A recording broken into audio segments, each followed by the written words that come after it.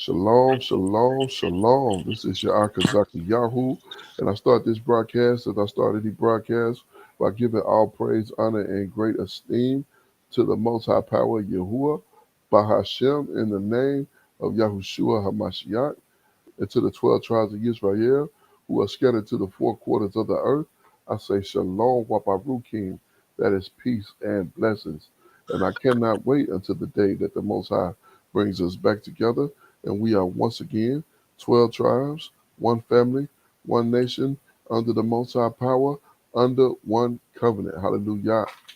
Hallelujah. I'm joined this evening by my most esteemed aunt, Kenaniah. Shalom, Aki. Hey, shalom, shalom, my king. Shalom, shalom, Yasharal. All praises to the Most High. Just another day to get back into this wonderful word that we have.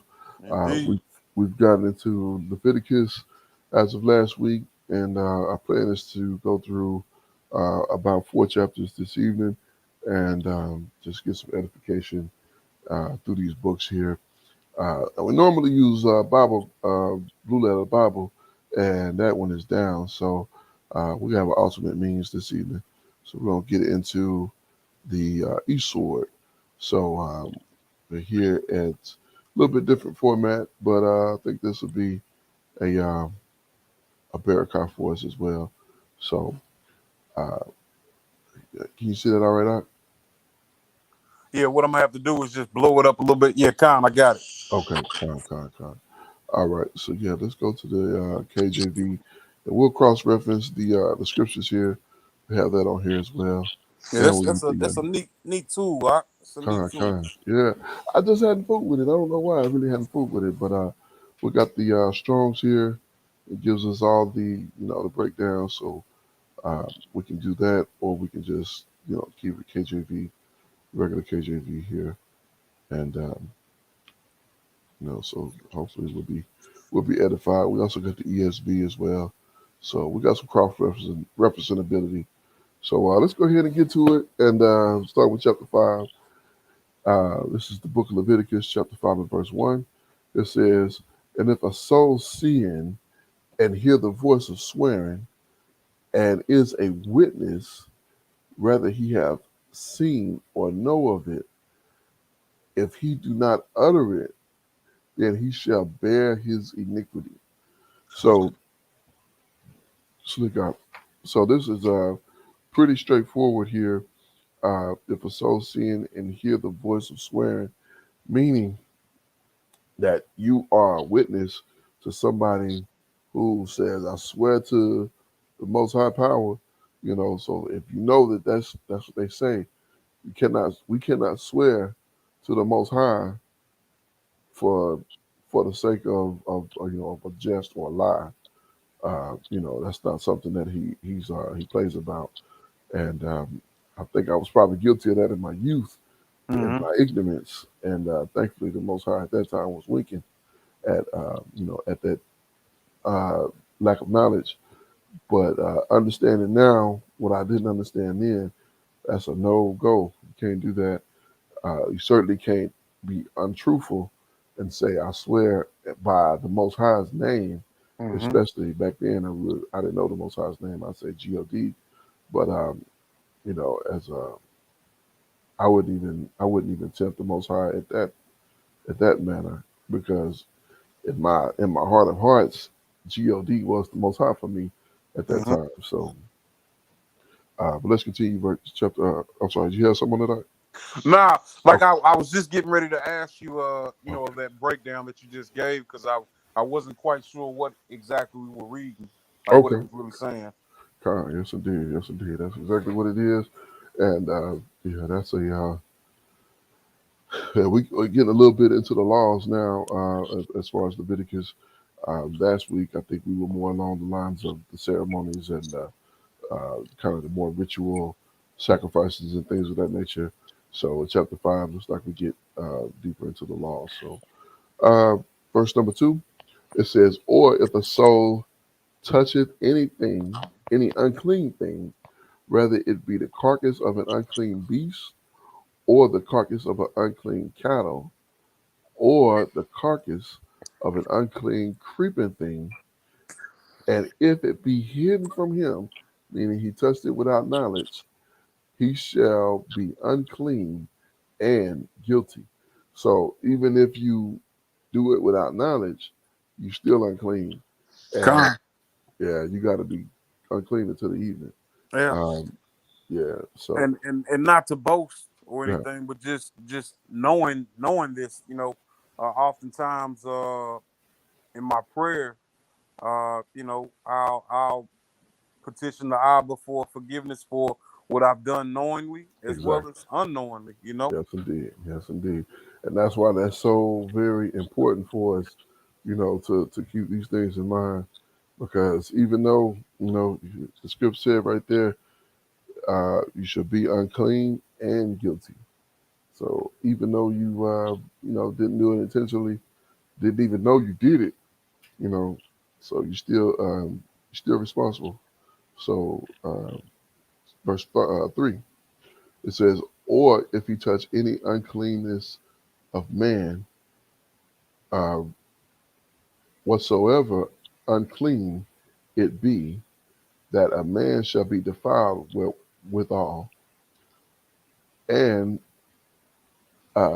it be hidden from him, then he will know of it when he shall be guilty. So if he touch any unclean, if he touch the uncleanness of man, whatsoever uncleanness it be. So whatever that uncleanness is, whether it's a man with a runny nose, Hmm. or he got What is it? A leper or yeah, kind, anything that equals uncleanness, and so Most High don't play about that being unclean. He can't do that. So got to be mindful of that. And I had a question. I asked some of the elders about this, because I know we'll eventually get to this. I think it's in this chapter, not in this chapter, but I know it's in Leviticus.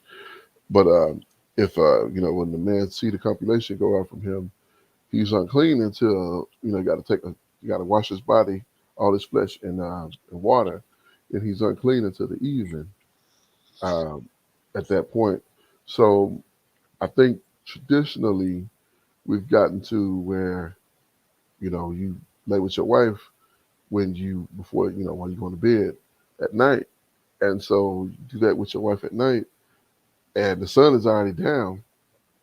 So when you get up the next day, you unclean, yeah, con until the even though sun goes down, right? right, right. That's contingent on the fact that you wash your flesh in water, and then you washed all the anything that the seed got on. That all of that has been washed and everything is good. Uh, so so think about that. You do that with your wife at night. You wake up the next day, and if we was in Israel and you with brothers, you shaking hands and shalom and everybody, and you unclean. Yeah, All con. y'all unclean. You was with your wife last night. Only brother who not unclean who is the brother who wife was probably unclean, and he wasn't with her. So otherwise, you'll see the compilation that went out to you and you unclean. Like is that really what we would be doing? Like we would only make an exception for the Sabbath, but all the rest of the time we could just be unclean and it's okay. I didn't think that didn't make any sense to me. So honestly, I think and like I said, we'll get to this later on, but we'll look deeper into it. I honestly believe that our people, uh, probably during this time and would understand it, they didn't do it like that. They probably just dealt with their women before the sun went down. That way they could get clean, and then Mm. what I'm saying, they could go to sleep and wake up and be clean. You know what I'm saying? And like probably around 3 o'clock, they was knocking off head home to get Right, get you home. know to get their food, get their belly filled, and hang it, do all and I know now it's about 9:30 before the sun get down, so that's when you're on the Eastern time. But you got to get your business done before the sun get down, and then you got to take a shower and get your stuff cleaned all up. So once that sun go down, you clean. You go out the next day and you clean. You're not unclean. So I believe that's how we should be doing it. Now I hadn't seen anything in the text to give that specific of instruction, but I know some brothers will say, "Oh, he's being overly righteous." I don't think you're being overly righteous. If you unclean with the seed coming out of you, and how you gonna go out and shalom brothers on a day in and day out, and you The just con. pass it unclean, unclean, unclean? You living as a heathen, Yeah. you know. So yeah, but it's And I well, I shouldn't base on what I think, but well. knowing that we were in our own land, Hmm. not punching the man's clock. Hmm. We were at liberty to get these things done, and wanting to be pleasing in the Abba's sight. Hmm. Uh, the upright are gonna Okay. approach it like that. I. Yeah, kind, and not to mention, scriptures talking about rising up early, even before the sun. Hmm. So getting your day started early, you know, getting all of that in, getting everything you need to get done. So by the time 3, 4 o'clock come, you can knock off. So even if it's wintertime and it get dark here in the winter, what about 5:30? Yeah, con. Yeah, so pretty early. But you knock off about 3 o'clock, you got 2 hours now. Of course, in the summer you can go a little bit longer because it don't get dark till, like I said, about 9:30. Hmm. Uh, it just got dark now. It's like 10 o'clock. It just got dark like the last half hour. The last half hour now. But all things considered, tomorrow being the Sabbath, you can't be unclean. But is that just for the Sabbath or is that every day? I mean, if it was just for the Sabbath, I think it would have said, make sure on the Sabbath you're not unclean. Right, But right, it and doesn't that's say not that. what we read. Exactly. Exactly. and So, and and this is not just so-called Old Testament. right. We have plenty of scripts in the so-called New Testament where it Hmm. says, "Leave all of your uncleanliness." Hmm. And I'm not preaching. I'm talking to myself as well. Yeah, absolutely. Absolutely. Yeah, yeah, absolutely. No doubt about it. All right, let's continue here. Verse number 4. It says, or if a soul swear, pronouncing with his lips to do evil or to do good, whatsoever it be, that a man shall pronounce with an oath, and it be hid from him, whether he know of it, when he shall be guilty in one of these. All right, so we got to look at that one kind of in depth because It's kind. we'll take this line by line. Uh, matter of fact, let's get this one in the ESV. Let's see what this one says. Verse 4. It says, or if anyone utter with his lips a rash oath to do evil or to do good. So that's somebody saying, yeah, man, I'm gonna do X or I'm gonna do Y. So he's saying keeping your keeping what you say and not just be loose talking. Uh, any sort of rash oath that people swear, and it be hidden from him when he comes to know of it, and he realize he's guilt in any of these. So that kind of makes it a little bit more clear. Let's get it in the scriptures here, and just kind of that makes it a little bit more clear. Hmm. The scripture says, or when a being swear, speaking rashly with his lips to do evil or to do good, whatever it is that a man swear rashly with an oath, and it be hidden from him.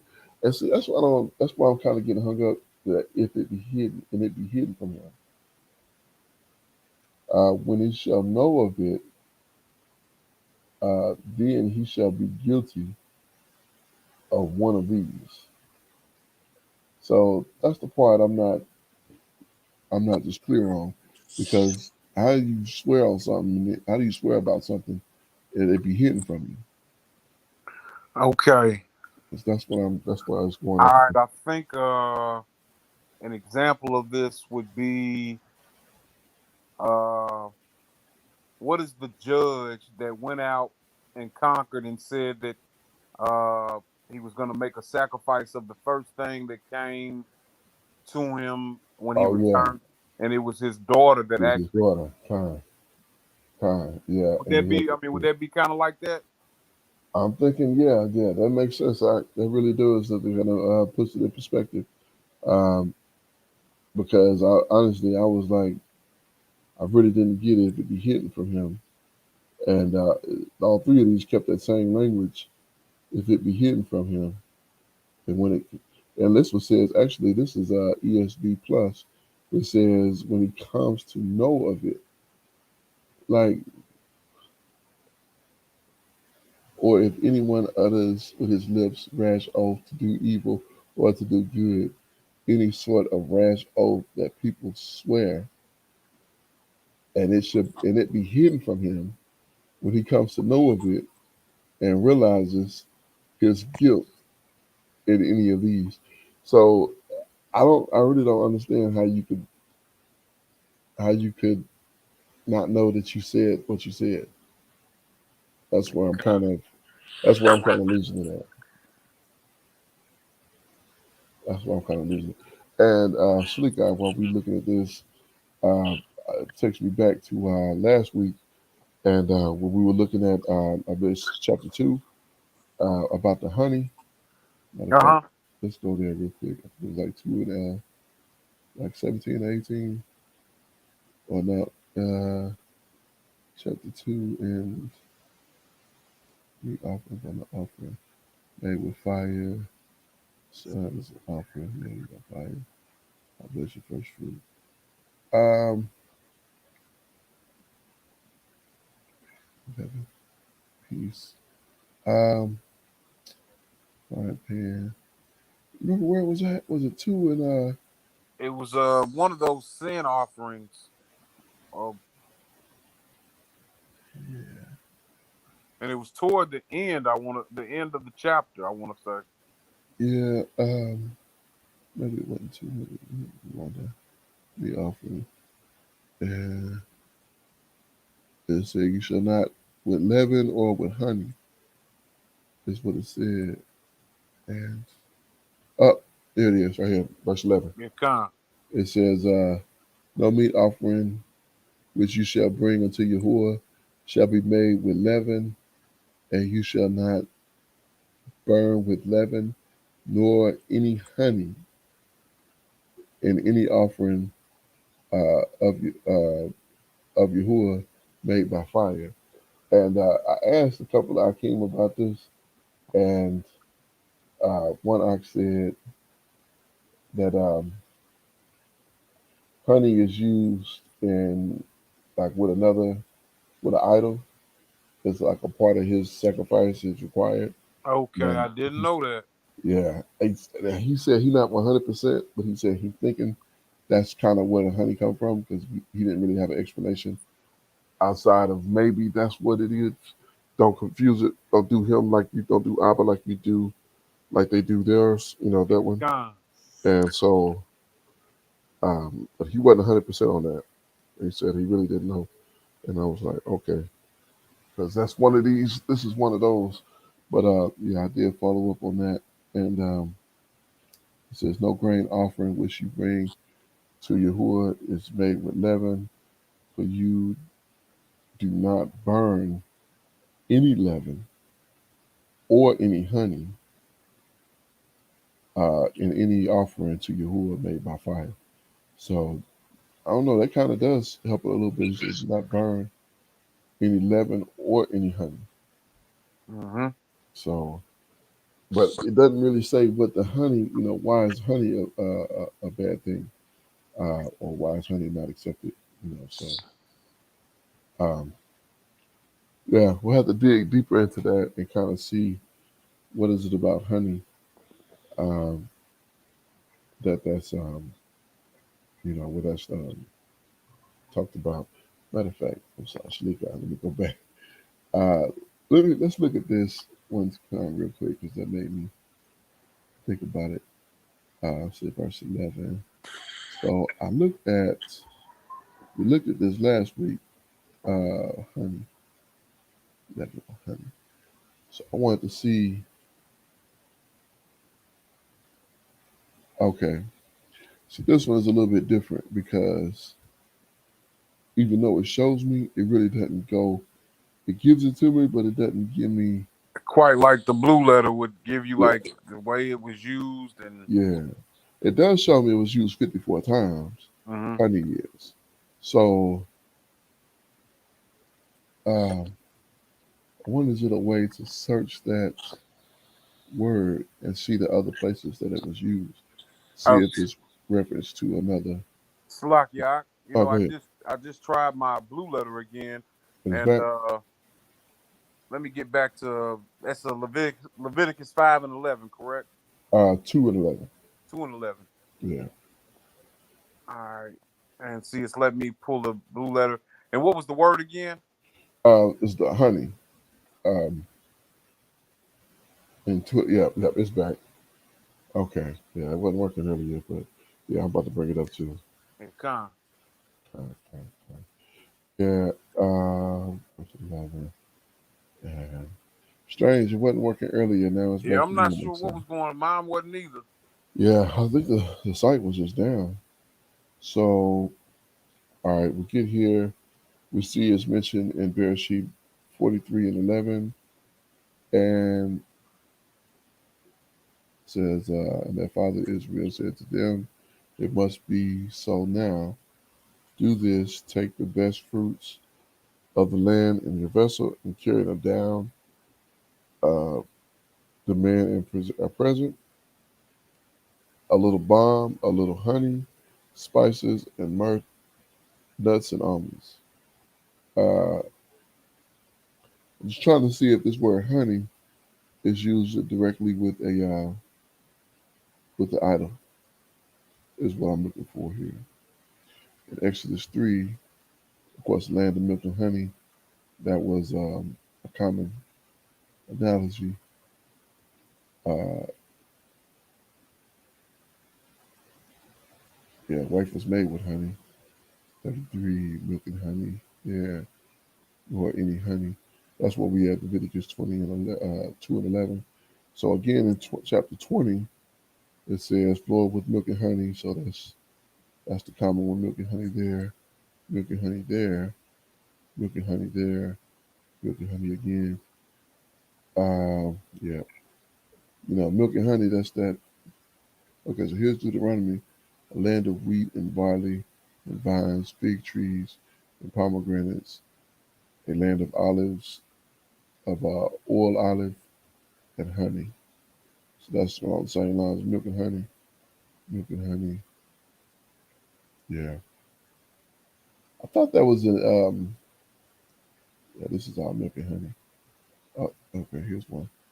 It says, "He made him ride through the places of the earth, that they might eat the increase of the field, and made him suck honey out of a rock and oil out of a flint rock." Hmm. I wonder what that's referencing in chapter 13. I mean, chapter 32, verse 13. Con. Milk and honey. We may come back to that one. Swarm of bees and honey, the carcass of a lion. Yeah, that's Samson there. Mm-hmm. And but he told them to take the honey out of the carcass of the lion. That's Samson too. And it's honey, sweeten that honey. Yeah, yeah. So it's really not known why that honey is not, accepted there. Tasted this little honey. That's Jonathan. Yeah, when he tasted that little honey, his eyes were enlightened. I remember that. And he told his father's going to kill him. Saul was going to kill him for that. Honey and butter and sheep and cheese. But David and the people were in him. He'd eat. So our people definitely ate it, but it's just not known why the Most High said don't use it in sacrifice to him in a burnt offering. So I don't know. Maybe it's something about when you cook it. Something what happens when you cook honey. Um, is it deteriorated or something? I don't know. But let's get back. 'Cause Right. it's kind of a rabbit hole almost. I mean, but that's a good question, and I would like to Figure it talk out. to some more elders and get their Yeah. perspective on that one as See, well. right. See if we can get some insight on that. I believe we're at verse 4. We just covered four. Okay, so now we're at 5. 5. Okay. Uh, it's Leviticus chapter 5 and verse 5. It says, "And it shall be when he shall be guilty in one of these things, that he shall confess that he has sinned in that thing." So Hmm. yeah, you got to confess your wrongdoing. Whenever you realize that's what you did, got to confess it. That's another thing. We have a hard time with that, unless that is a lot of pride that gets in the way of keeping us from confessing it. Didn't say who he confessing it to. He said he could confess. So I believe you can confess it to the Most High, Hmm. especially when it's if it's just something that you slipped up on. But you may have to confess to your brothers if something that you have a hard time dealing with. Um, verse 6. It says, "And he shall bring his trespass offering unto Yahuwah for his sins, for his sin which he has sinned, a female from the flock, a lamb or a kid of the goats for a sin offering. And the priest shall make an atonement for him concerning his sins." So yeah, he actually got this. I guess you got to confess it for the sin to the priest. Because the priest to make an atonement, they got to know what you did. Okay. So yeah, you gotta go past the Most High. You gotta tell your folks. So uh, verse 7, it says, "And if he be not able to bring a lamb, then he shall bring for his trespass which he have committed 2 turtle doves or 2 young pigeons unto Yahuwah, one for a sin offering and the other for a burnt offering." So one gonna burn and one, I believe the sin offering is where they bring out the blood of it. I'm trying to remember what he said. He got the neck off, snap the neck off. When it comes to that, uh, uh, the dove. Yeah, con. Yeah, I remember we read that last week. So let's continue. Verse 8. "And he shall bring them unto the priest, who shall offer that which is for the sin offering first." And wring, yeah, that's what we read last week. And Yeah, wringed off his neck bring off or his his neck. head of his neck. Mhm. "And he shall divide it asunder." Yeah, yeah. Okay. So I was wondering what was the difference in those two. Not wondering, but I know we read it. But like I said, I kind of like this too. That I think this would be good for the making notes. So we need to notate that Leviticus 5 and 8 Mm-hmm. to really understand that. Actually, it's the 5, 7, 8 to really understand that difference in those two.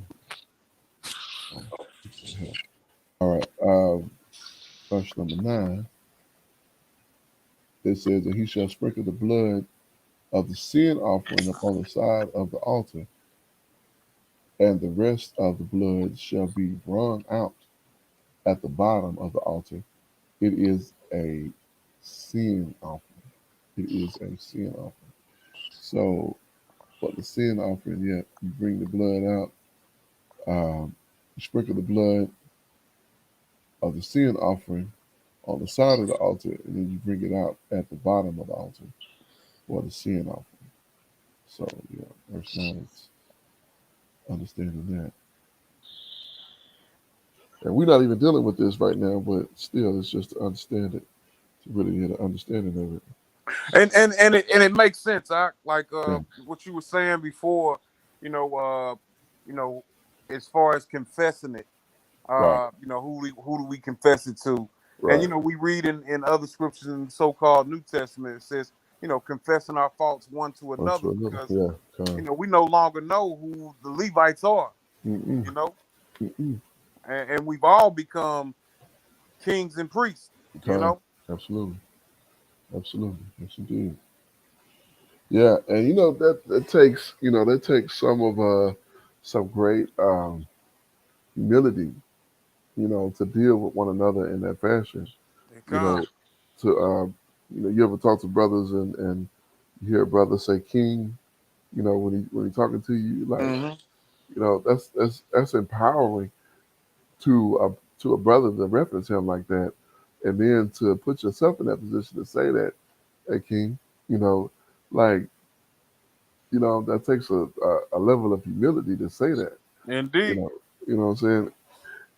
Especially once you realize this is not just like a slang term we're using, for the sake of, because sometimes you have to really be.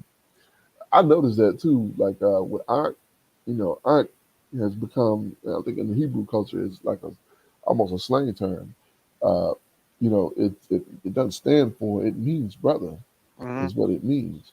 And so when you're calling somebody Ankh, you really got to understand that's what you're saying. You calling them your brother, you know, whether we come from different mothers, but we saying we brothers because we from the same nation. They Whether come. we from the same tribe or not, we saying Ankh because we brothers, and that's how we supposed to deal one with another. So, uh, but yeah, that's a whole different thing. But king is that's a little bit even higher than the Ankh. 'Cause Indeed, it's putting uh esteem on y'all on our brothers, Khan, on one another, and it takes a humble spirit to be able to do that. Khan, yes indeed. You say that, and then your brother say it back to you, and you just edified each other. What's up, Shalom King? Shalom King, how you doing? Right. Like, oh man. So yeah, I want to say, yeah. Matter of fact, they did that in I can't remember what album it was on. In one of Nas songs, and him and Az. He said, "Peace King." He said, "Peace King." They both said it to each other. Hmm. And again, rap music, you thinking it's just slang, but I thinking they got that straight out of here. Yeah, kind Yeah. of, or perhaps it's one of those things that's just how we were covering the names, Hmm. and how some things just come back around. Right, kind, yes indeed, yes indeed. It's just in us, and they come back up. Kind. All right, verse 10 here. It says, "He shall offer the second for a burnt offering, according to the manner, according to the manner, and the priest shall make an atonement for him for his sins, which he hath sinned, and it shall be forgiven him." Verse 11. Uh, but if he is not able to bring two turtle doves or two young pigeons, then he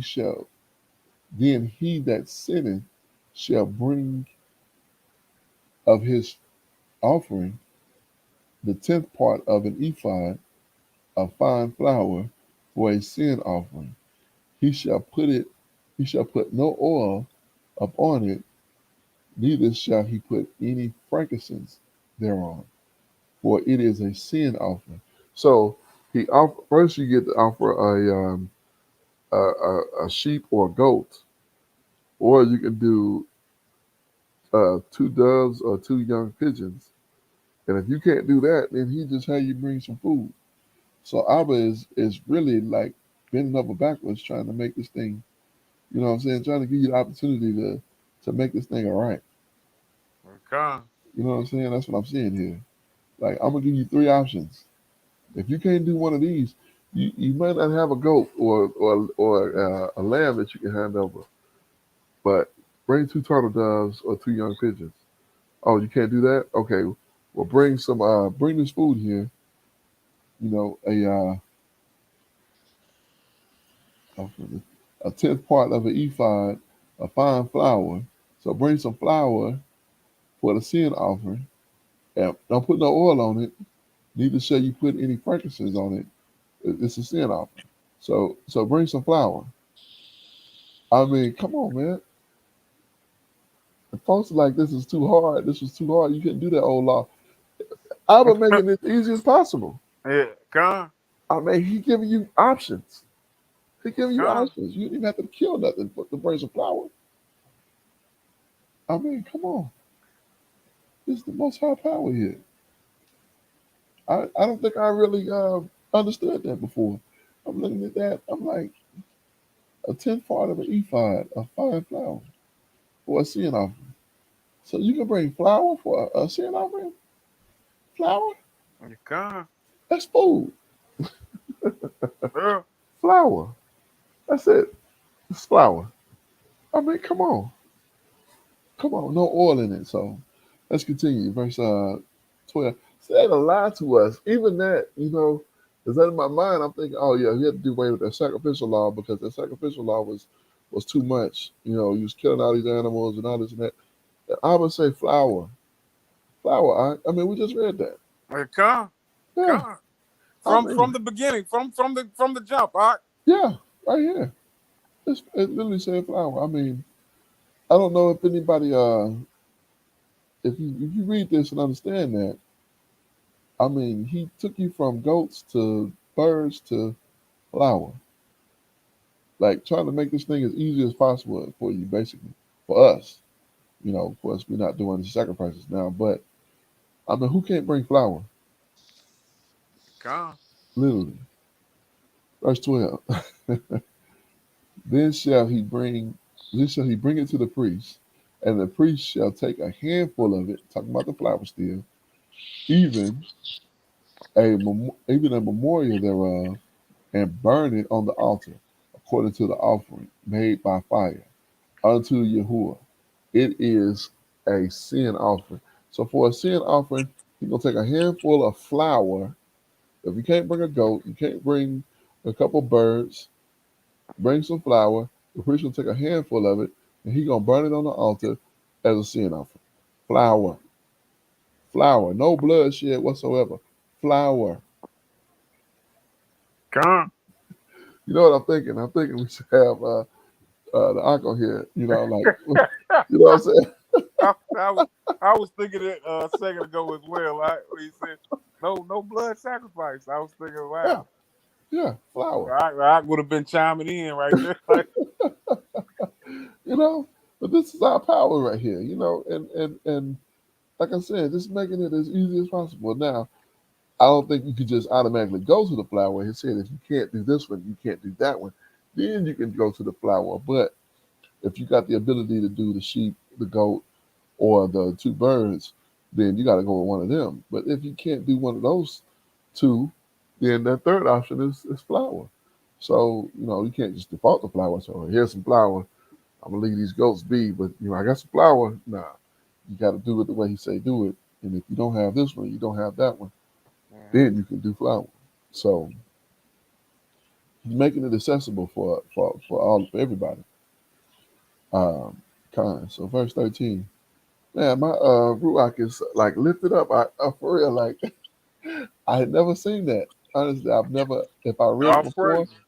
If I read it before, I just read over it and didn't understand it. And to understand that, hey, the Abba is giving you three options. Mhm. You know what I'm saying? So, And it's what it boils down to. yeah, It's desire. absolutely, One has the desire absolute to one hundred serve the percent, Abba. 100%. That's exactly you're exactly right. What is in you? Is it in you to serve Him, or is it in you to make an excuse about, oh, I can't do that? Hmm. Because just like what Cain said, my punishment is too hard for me to bear. Too much for me to bear. Like you just killed somebody. You Right? just killed your brother. Matter of fact, not somebody. You killed your brother. His blood is crying out from the ground Con. to me. So the opposite, his blood is crying out to me from the ground. But your punishment is too hard to bear. You stopped his life. He's dead. He had no wife, no children, nothing. He's gone. You killed him at your hands. But your punishment is too hard to bear. You got to get out that Cain spirit, man. You know what I'm saying? Verse 13. And the priest shall make an atonement for him as touching his sin, that he hath sinned in one of these, that it shall be forgiven him, and the remnant shall be the priest as the meat offering. So the priest get to keep the rest of the flour, Mm-hmm. the remainder of the flour after he burn it on the altar, the remainder of it, and it's just an ephod, a tenth of an ephod, which I don't even know how much that is, but I don't think it's very much. But he said he's gonna take a handful of it and put it on the all praises, man. I'm blown away by that. You know what I'm Mm-hmm. saying? By the ability for Allah to just make it to simplify it for us as simple as possible. You know? So whew, law for guilt offerings. So we get into the guilt offering here. All right, verse 14. And Yahuwah spake unto Moshe, saying, if a soul committed a trespass and sinned through ignorance in the set apart things of the Most High, the set apart things of Yahuwah, then he shall bring for his trespass unto Yahuwah a ram without blemish out of the flock, with your esteem by shekels, by shekels of silver, after the shekels, after the shekel of the sanctuary for the trespass offering, for a trespass offering. Shalika, I chopped that up pretty good. Let me run over that one again. It says, if a soul commit a trespass, a sin through ignorance, and sin through ignorance. Look, I'm not saying it right. And sin through ignorance in the set apart things of Yahuwah, then he shall bring for his trespass unto Yahuwah a ram without blemish out of the flocks, with thine uh, with thine estimation by shekels of silver. So you got to bring a ram without blemish out of the flock with your estimation by shekels of silver. Okay, let's see if we can find that. Let's see what ESV say that is in 5 and 15 here. It says, if anyone committed a breach of faith and sinned unintentionally in any of the set apart things of Yahuwah, he shall bring to Yahuwah and his as his compensation a ram without blemish out of the flock, valued in silver shekels. Okay, that makes sense. It does, and I Yeah. pray that that is the correct thing. That how that's supposed to be translated. Okay. Let's check out the scripture, see if we still Yeah, look the kind. passage. Um, let's skip down to set apart manner, and shall bring to Yahuwah guilt offering of a ram, one perfect out of the flock, with your value in shekels, with your value in shekels of silver. So I guess it kind of made the way that they said it there. It's saying it's kind of similar, but it's not as clear. It Hmm. says with your value in shekels of silver, according to the shekel of the set apart place as So the guilt offering. that estimation is based upon silver. What one would think that ram was worth in the price of silver. I'm guessing what the priests estimate. So if it's a ram, if you're talking a male, it might be worth you know 20 shekels, Hmm. or 10 or 20 shekels, say. And I'm saying I'm kind of going 10 to 20, because I remember a slave being worth 30 shekels. When they sold Joseph, that was 30 shekels. So I would imagine a ram would be less than a man. So if you're talking 20 shekels for a man, I mean 30 shekels for a man, I would say no less than 20 shekels, because would a bull be more or less than a man? I think it would be more, or I mean less, even though they can do more work. But a bull not gonna live as long as a man, and you can't get. I mean, you can get seed from a bull, but not you know, you can't teach a bull to talk. A man can talk Yeah, kind. and think. Think like a man and accomplish things that a bull can't do. So I would think that, and I'm saying all that because of the just trying to make a comparison to a value. Um, but that's interesting. That's interesting. Uh, let's continue. Verse that was 15, right? Yeah, kind of. So verse 16, it says, "And he shall make amends for the harm that he have done in the Kodesh thing, and shall add a fifth part thereto, and give it to the priest, and the priest shall make an atonement for him with the ram of a trespass offering, and it shall be forgiven him." So wait just a moment. I'm like, hold up now. And he shall make amends for the harm that he have done in the Kodesh thing. So in context, the previous verse said if you sin in the set apart thing and the Kodesh thing, uh, and shall add a fifth part. So whatever the value of the ram, so you add a fifth part of that. So if you value in the ram at 15 shekels of silver, Hmm. you add a fifth to that, which would be what, another five? Actually, I think it'll be another three. Another three? Okay, so another Yeah. three. So you would add that and give that unto the priest, and the priest shall make an atonement for him, and the ram of the trespass, and the ram of the trespass offering, and it shall be forgiven him. So, okay, I'll say it, and not for the sake of not for the sake of I can see where people can think that it could be some corruption from the The scribe. priest. Yeah, Yeah. yeah, I can see, because seeing that, like, you're gonna add a fifth to that and Hmm. give that to them. I can see how they can see, like, oh, you just put that in there. I can see that. That right there, I can see that. That's kind of, my spidey antenna went up a little bit. Right. Right. Like, wait a minute, let me read that again. Okay, but I'm gonna trust in His word, and if it say that's what it is, and that's what I'm gonna do, I can straighten it out. You know. But and here's the thing too. Here's the thing. I had to pause right here. Get back. Gonna finish this in just a minute, because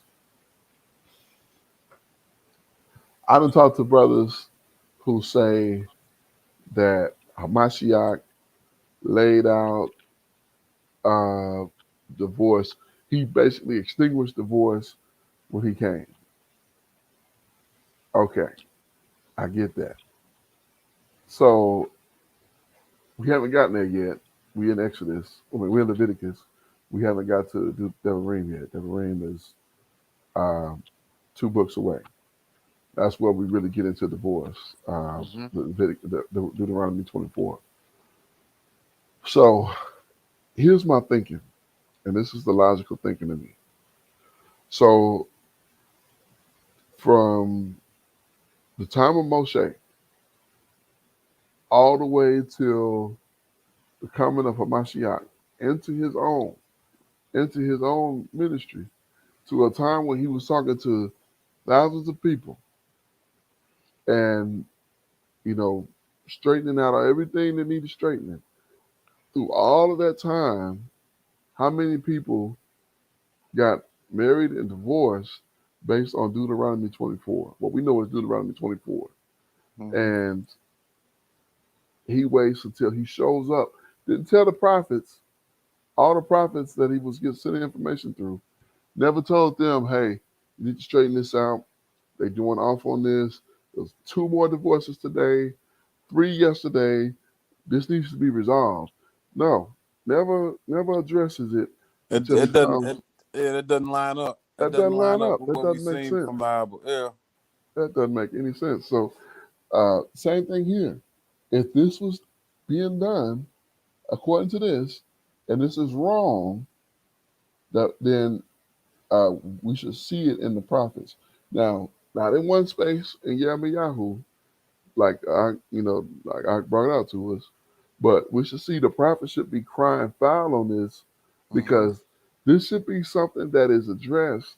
That he's going to say this is wrong. Right. This is not upright. Exactly. Same thing with the divorce. If it's, you getting all these people divorced and they divorcing for the wrong reason, you know what I'm saying? It's got to be something else to this, but we don't see anything to it until Hamashiach show up. And now, oh, by the way, y'all been doing divorce wrong since the time of Moses. What? Yeah. I don't. The Abba wouldn't have let everyone perish like that. Exactly. Yeah. Exactly. That's not even sensible. So, you got to go back and get an understanding of it, because it's not what you think it is. What we thinking it is today, that's not. It can't be what it is, because he would have addressed it. The prophets would have said, "This is wrong. You can't do this. No, you can't do this." You got brothers coming up today talking about we're not supposed to be eating any kind of meat. We're only supposed to eat plants.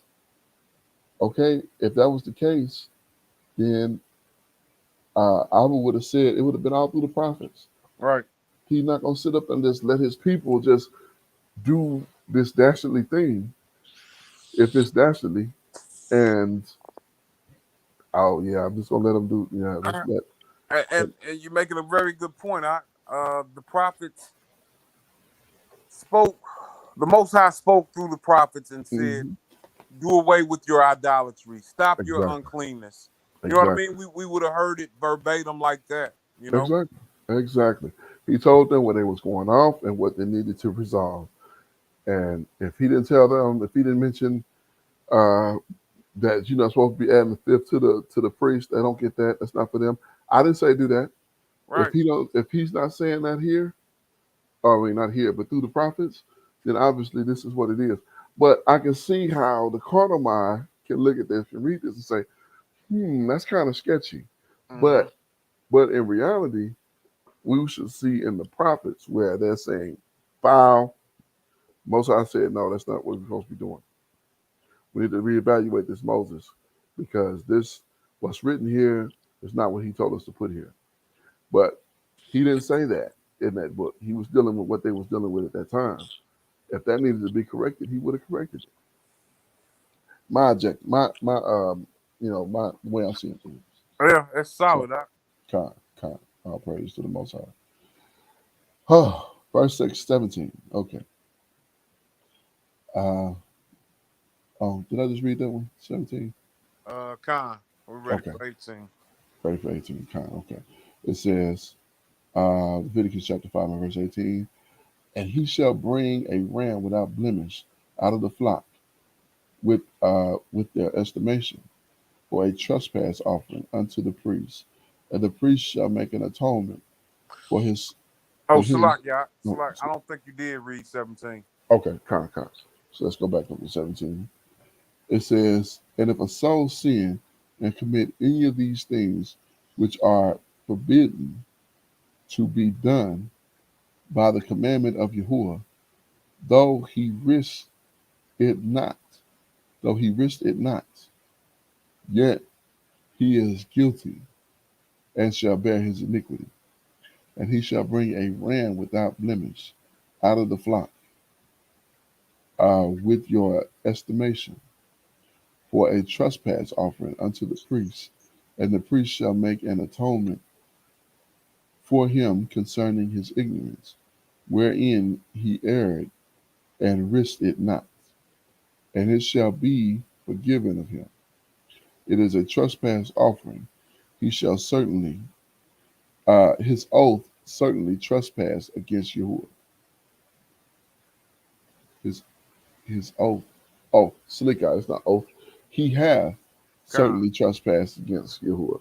Slicker, I'll be putting words in, And and I was looking for it. Where's Oath at? I was looking for it. look, I made that H into an O. Con. I literally made that. I guess that offering and that half. I tell you, my mind and my eyes don't wet sometimes. I mean, okay, so I think that one is pretty self-explanatory. Self-explanatory. If a soul sinned and committed any of these things which are forbidden to be done by commandment of Yahuwah, meaning don't do that. He have rest it not, and he rested not. Now let's try to look at that rested not here. Hmm. Let's kind of see what that means, because is that the same word we use for ripping off the head of the. I don't think so. I think rest is something is more like a struggle, Okay, whereas ripping off the or what did it say? I forget the word that it used, but that was like it's it's up here. different words. I forget which one it used for wrenched. Wrench, yeah, wrench. Okay, con. Yeah, yeah. Young pigeons. I'm sorry, I'm just looking. Yeah, here you go. Ring off. Ring Ring, off. con, Yeah, so that's mak makul maka maleka malach. malak. Okay, there we go. You much better at that than I am, right? And here he gets rest is yade Yada. yada yada khan. Okay, yeah. Primitive food probably use a great variance since and figured it literally this year. Yeah, you get a lot more from the blue letter than you do with this one. I mean, this is good, but like, if you're on the fly and you don't have internet, you know, but if you can get on the blue letter, um, yeah, I think that'll be better. So let's take a look at it in the scriptures here and see if we're missing anything. How do they put that word? Sin, not be against the commanded and who are guilty. Bad scriptures. And the ram, like, did I read over it? Sin against you who is set apart, and not good for the priest. And the sin shall be done against any of the commandments of Yahuwah, though he knew it not, yet he shall be guilty and bear his crookedness. Huh, that's like something completely different. Hmm. 17. And when any being sins and has done that, and has done what is not to be done against any other commandments of Yahuwah, though he knew it not, yet he shall be guilty and shall bear his crookedness. So they did away with they almost reformed this thing. Hmm. That's why I'm leery sometimes. You know what I mean. Yeah. And we read that where it says with the translations, it loses a bit. You know what I mean? Where hmm sometimes it doesn't even mean the same thing when they hmm translate it or transliterate it. Yeah. That's interesting. I think that's the first place I've really seen that big of a contrast. Which is why I had these ones here. ESV, that's more the modern language type of we I don't think we even looked at that. If anyone sin and do anything by any things that by Yahuwah commanded ought not be done, you sh- uh, though he did not know it, when he realizes his guilt, he shall bear his iniquity. So, okay, I'm pretty much satisfied with that. Because I was thinking that it was, though he rested not. So they got rid of that old English term, that rest there. And you go back to the ESV, he kind of, though he rested not. So in the ESV, it says, I don't know why I keep going on to the top where I was.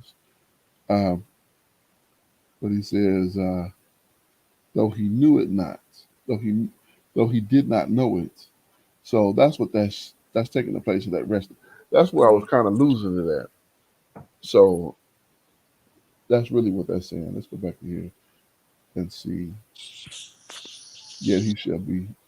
Oh yeah, that's it. Yeah, though he knew it not.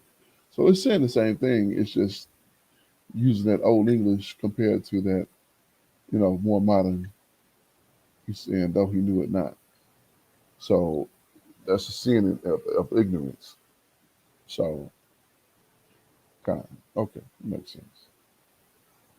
All right, let's go ahead to chapter number 6. That took a lot longer than I anticipated. Gone, but I mean, Edify. it was some stuff there, you know. Yeah, it was definitely a need to get into. Uh, yeah, we over an hour already, which is ironic, but yeah, but like you said, it's edification. Chapter 6 here. Uh, let's go back to the ebook here. I like this format. I like to be able to make these notes over here too. So, all right, this book of Leviticus, chapter number 6, and verse number 1. It says, "And Yahuwah." I'm in what's it called? Let's go to KJV. Uh, who can read that? Either way, let's read this. It says, "And Yahuwah spake unto Moshe, saying, If a soul sin and committeth a trespass against Yahuwah, and lie unto his neighbor, in which he hath delivered him to keep, or in fellowship, or in a thing taken away by violence, and have deceived his neighbor, or have found that which was lost, and lied concerning it, and swear falsely in any of these that a man doeth, sin therein, then it shall be, because he has sinned and is guilty, that he shall restore that which is taken violently away, or the thing which he hath deceitfully gotten, or that which he delivered him to keep, or the lost thing which he found, or all that about which he hath sworn falsely, he shall even restore it in the principal, and shall add a fifth part more more thereto, and give it unto him to whom it apparently Appertaineth. so like appertaining.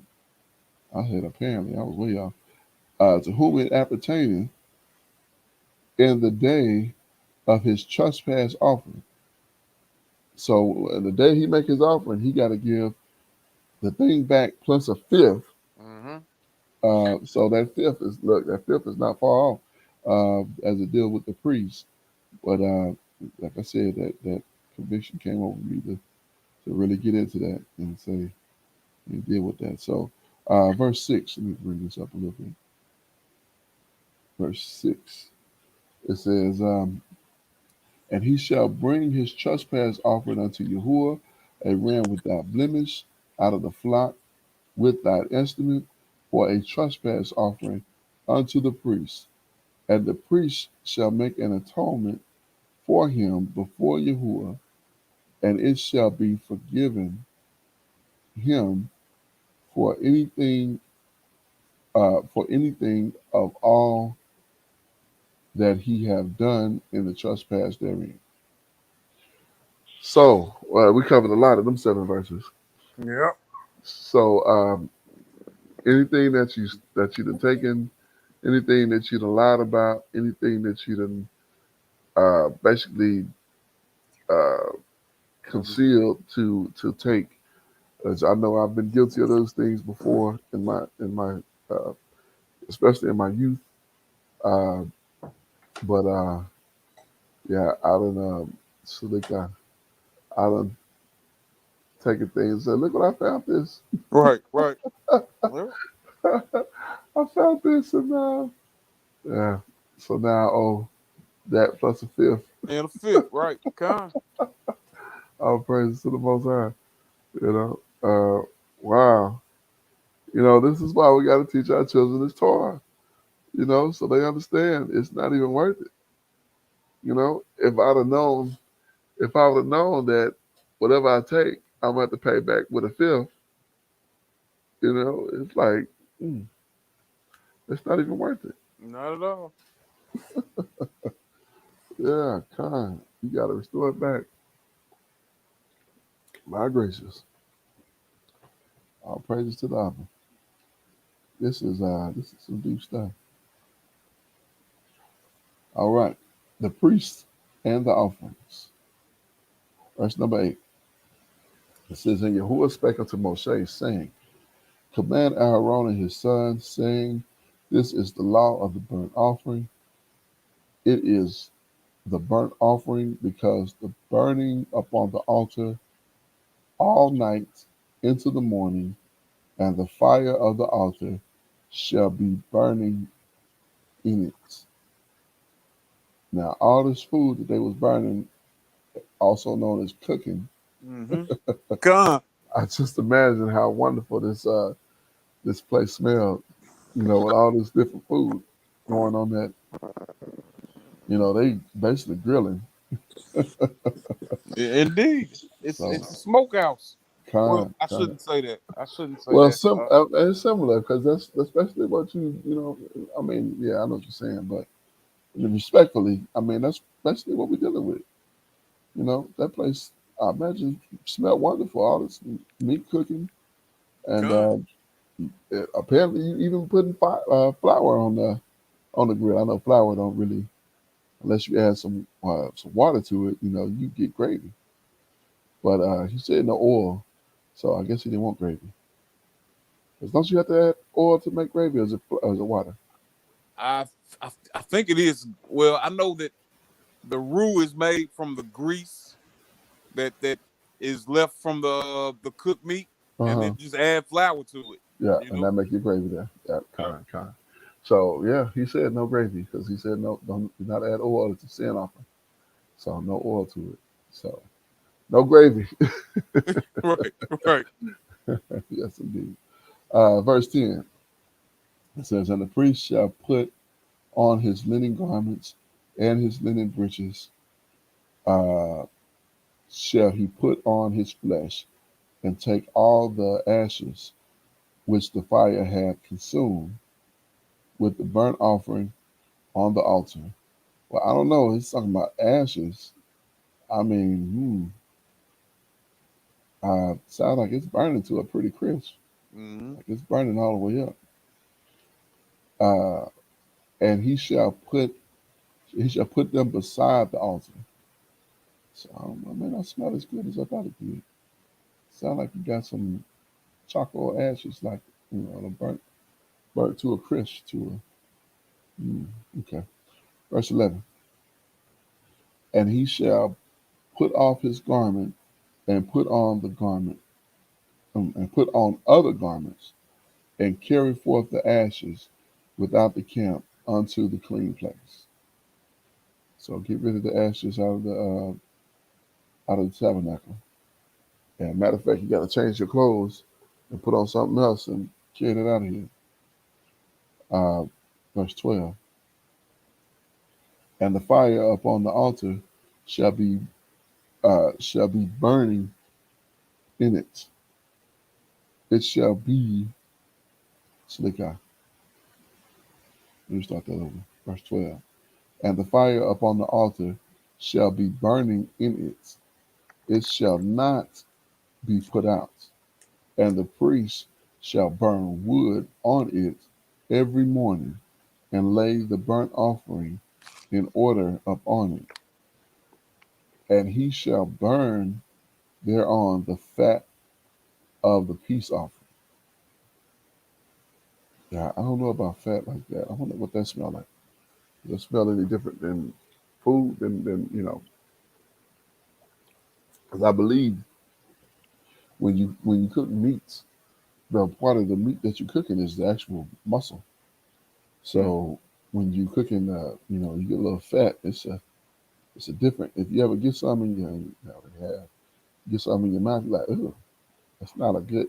It kind of turns tastes burnt. Yeah, yeah. It's a different type of texture than Indeed. the regular meat. It's not appealing. Honestly, it's really not. Right. Um, I think typically you get that with like chicken mostly. You'll get a little bit of piece of fat on there, and tend to just leave that right where it is, or move it out the way. So, verse 13, it says, "The fire shall ever be burning upon the altar; it shall never go out." So that fire, yeah, you want that fire going.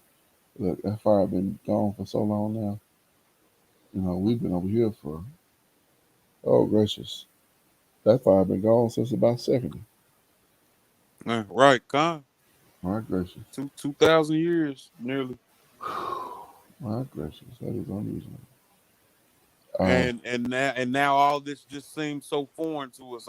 right, I know. We reading it like some of the stuff we done read. Some of the I don't think we've gotten this deep into some of these things. You know, but it makes a lot of sense. To understand how Abba was setting these things in place for us. So, verse 14, and this is the law of the meat offering. The sons of Aharon shall offer it before Yahuwah, before the altar, and he shall take of it his handful of the flour of the meat offering, and of the oil thereof, and all the frankincense which is upon the meat offering, and burn it upon the altar for a sweet savor, even the memorial of it unto Yahuwah. So this is not a sin offering. This is a meat offering. Con. So with the meat offering, you get check this out. You get the flour and the oil and the frankincense upon the meat offering shall to burn it. So yeah, it's our flour. You get the flour of the meat offering. You get the oil. So the flour and the oil, we as I said, that's gravy, Mm-hmm. and then you put frankincense with it. It is a meat offering. This word meat, of course, means food, not just meat in the sense of flesh. But this is really talking about food there. Verse 16, it says, "And the remainder thereof shall Aaron and his sons eat with leaven, with unleavened bread shall it be eaten in the set apart place in the court of the tabernacle of the congregation. They shall eat it." So I kind of picture this like in my apartments where I'm at. How you kind of come in, and then it's a circle type of setup, and then like in the middle of it, the office here. That's like the tabernacle, and Okay. then you got the houses or the tents kind of around, and like this would be like a little village, kind of like a or a camp, and everything we do in here would be set apart. Mm-hmm. You know, these would all be Israelites, and then you go back to that back, and you got the what Mixed multitude. well, no, no, no. The further you go towards the here would be the office, but that would be like the tabernacle here, and so like all of these people here would be the camp. This would make up the camp, Mm-hmm. and this is where we would be, kind of like a circle setup, which I'm thinking that's where they got this framing from, like they did here. Um, so when you carry something out the camp, like you would take it basically across the street out of here, and you could dispose of it there, but you wouldn't bring that inside. Okay, con. Yeah, yeah. So that's kind of how I've been thinking about it, as far as the setup of it is.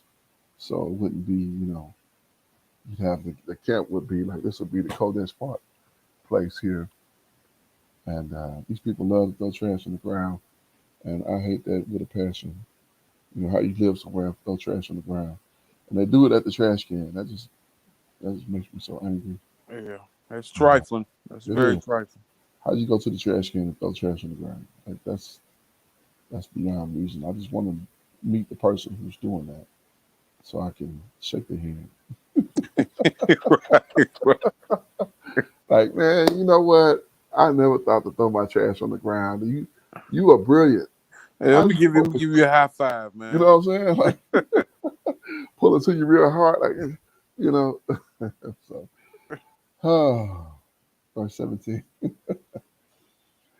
Uh, it shall not be baking with leaven.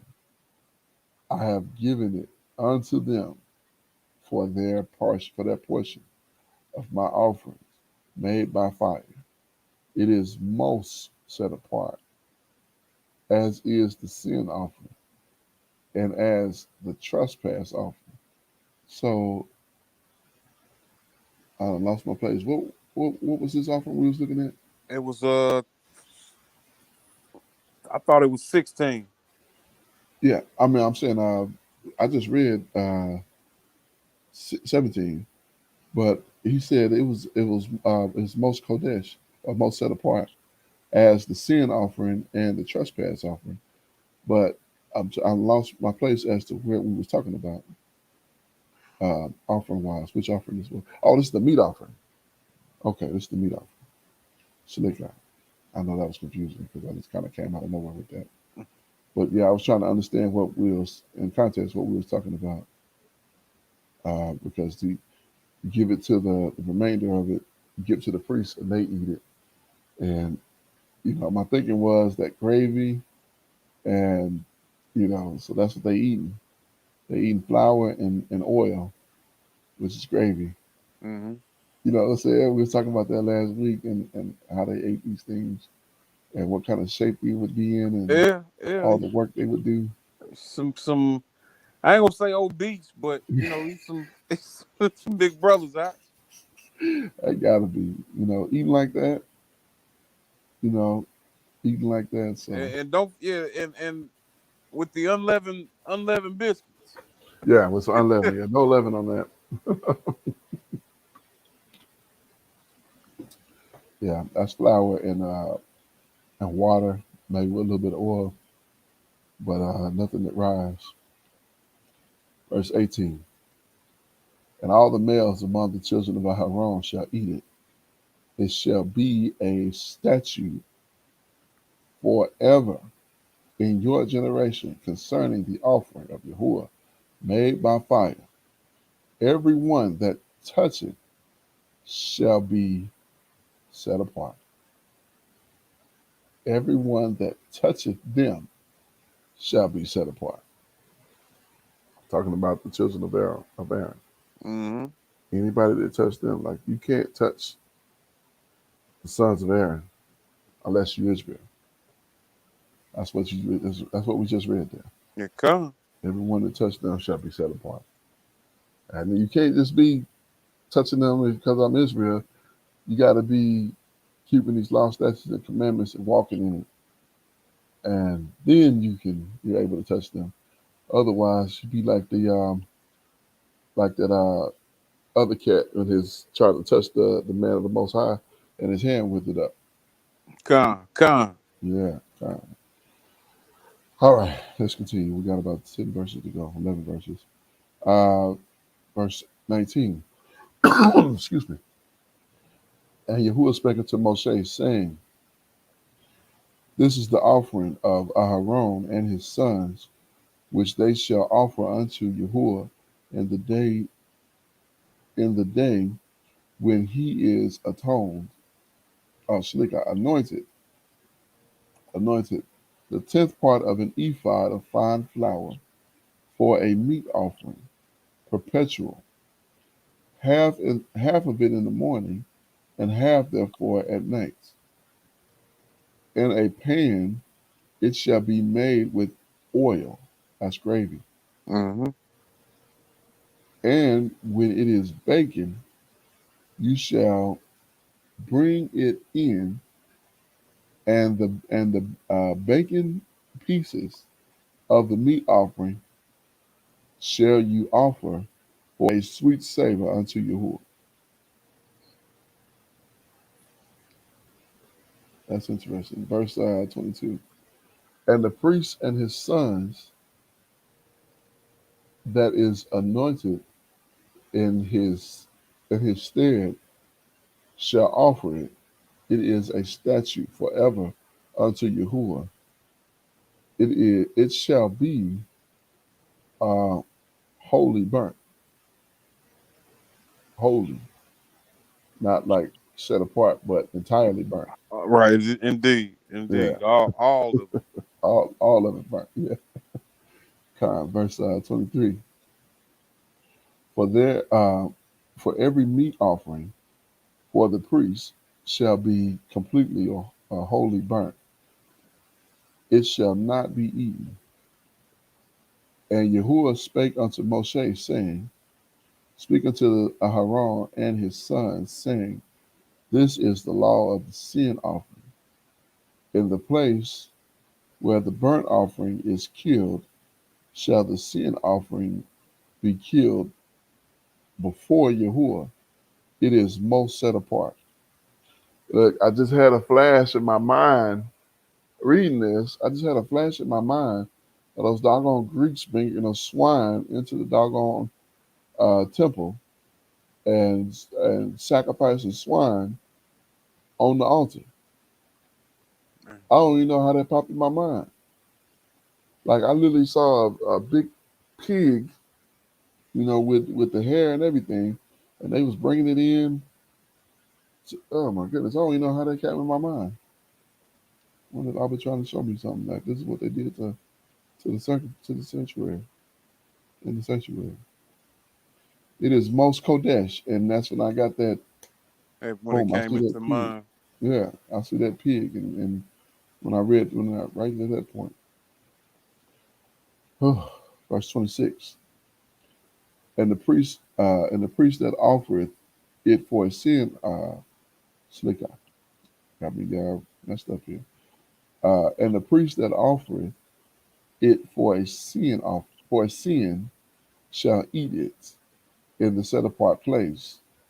Shall it be eaten in the court of the tabernacle of the congregation? Whatsoever shall touch the flesh thereof shall be set apart.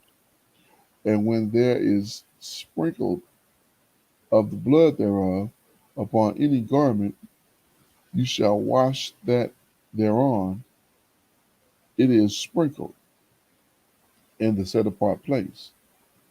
But the earthly vessel, but the earthen, Earth, yeah, but the earthen vessel, wherein it is sodden,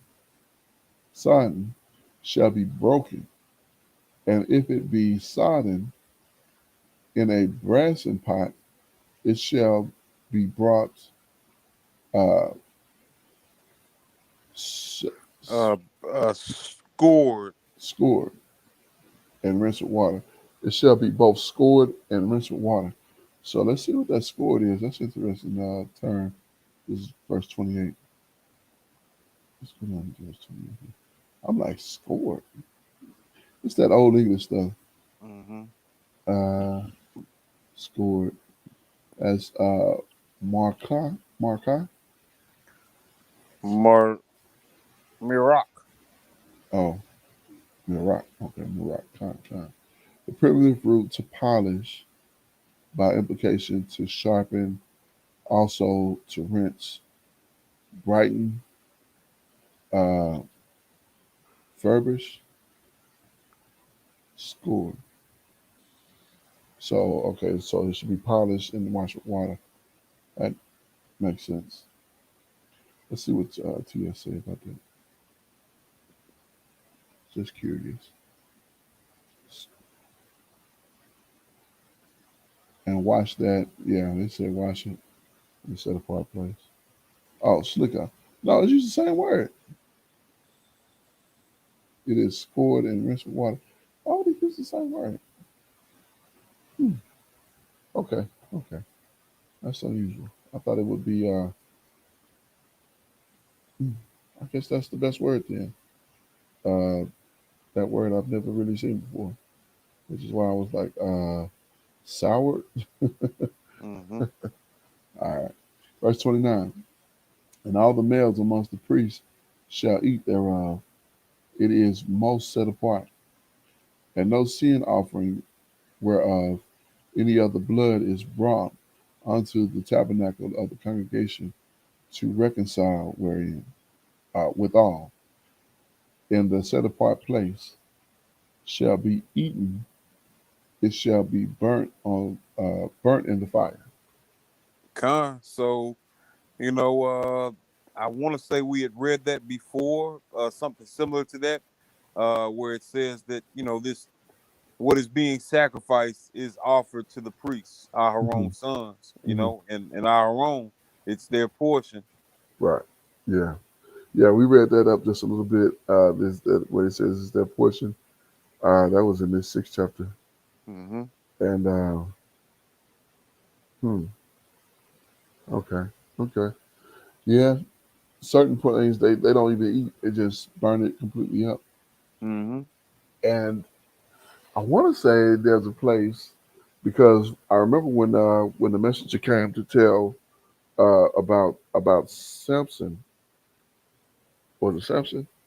I believe it was Samson. Yeah, it was Samson. When the messenger came and told them about Samson, and they asked him what was his name, and he said, "Why are you asking my name? It's a secret." Mm-hmm. And and and they said, "Well, let us do something for you." He was like, "Well, if you would do something, do it to the Most High. Do a burnt offering to the Most High." And they set up the burnt offering, and the fire came down. They set up the offering, and the fire came down. I don't know if it was that Malachim, which I believe definitely was a Mashiach, but that fire came down and consumed it, and they thought they was gonna die. Yeah, Con. we gonna die. We done seen this. We Surely, yeah. yeah. I want to say that was had to been judges or one of the judges. I believe so. I believe it was. I can't remember what chapter, but I know I think it was the judges because it was the birth of Samson before he was born when they was talking to his father and mother. The person appeared to his mother, Mm-hmm. and then she told her husband, and then he prayed for him. As soon as he prayed, he showed up. Con. Yeah, yeah.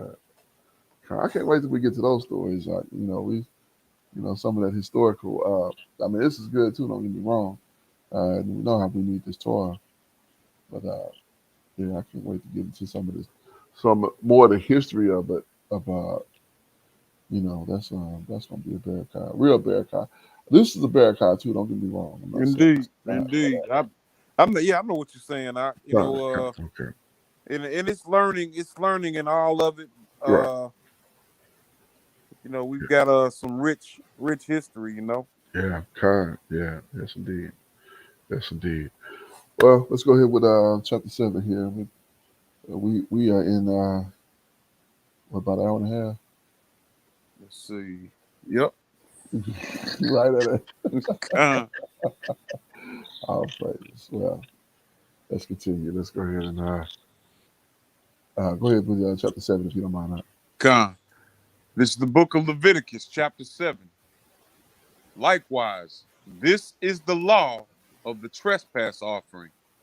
It is most set apart in the place where they kill the burnt offering, shall they kill the trespass offering, and the blood thereof shall he sprinkle round about upon the altar. Speaking about the priests, Time. you know. Hmm. Uh, what else in there? It was supposed to be done in a particular place. You know. Yeah, in the tabernacle. Mm-hmm. All Mm. right. Verse 3. And he shall offer of it all the fat thereof, the rump, and the fat that covereth the inwards, and the two kidneys, and the fat that is on them, which is by the flanks, and the caul that is above the liver, with the kidneys, it shall he take away. You know, Seems like we read that and uh, indeed, like what, last week? yeah, I want to say chapter 4 when we were covering the particular different offerings, the Hmm. sin offering, the peace offering. Yeah, yeah, I remember that same exact language. Mhm. Literally, almost verbatim. Indeed, indeed. Yeah. All right, verse 5. Oh, verse 5. Excuse me. And the priests shall burn them upon the altar for an offering made by fire unto Yahweh. It is a trespass offering.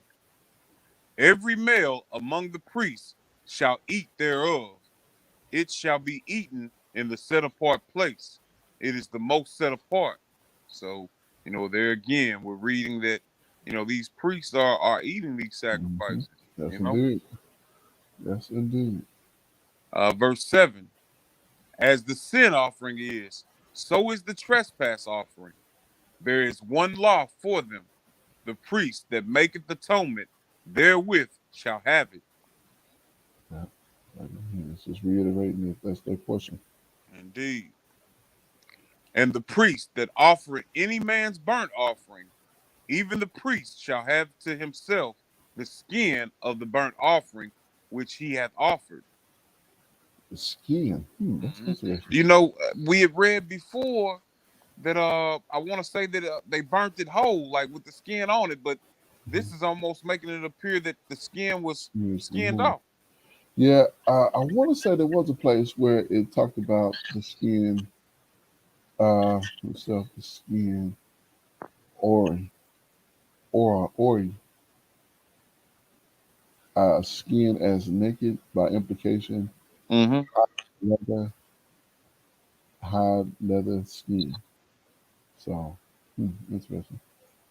Um, I hate that it moves it back when you go to something else. Here, I, come. I don't like that. Now, leave it where I had it, but I don't like that. Yeah. This is where we at, verse 8, right? Verse 9. Verse 9. Okay. And all the meat offering that is baking in the oven, and all that is dressed in the frying pan, and in the pan shall be the priest that offer it. And every meat offering mingled with oil and dry shall all the sons of Aharon have, one as much as another. And this is the law of the sacrifice of peace offerings, which he shall offer unto Yahweh. Verse 12. If he offer it for thanksgiving, then he shall offer with the sacrifice of thanksgiving unleavened cakes mingled with oil, and unleavened wafers anointed with oil, and cakes mingled with oil of fine flour fried. Mm. That's that hot water cornbread. Kind. Yes, indeed. Yes, indeed. Oh, That's a cookbook here. I'm telling you, we in the cookbook section. for real, all right? For real. Yes, indeed. Verse 13. Besides the cakes, he shall offer for his offering leavened bread with the sacrifice of thanksgiving of his peace offerings. Wait a minute. Oh, I thought we weren't to offer anything leavened.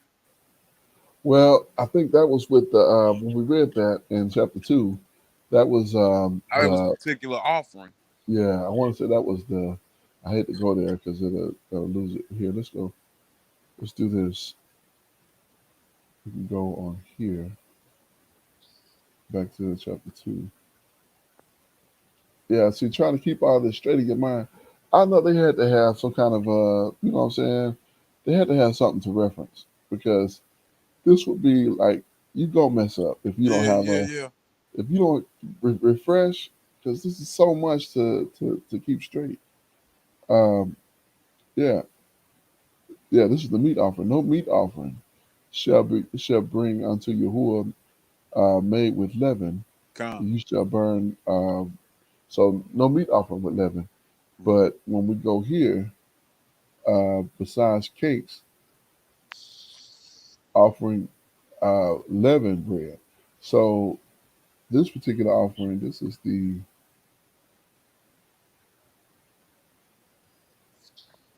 see that one was with unleavened.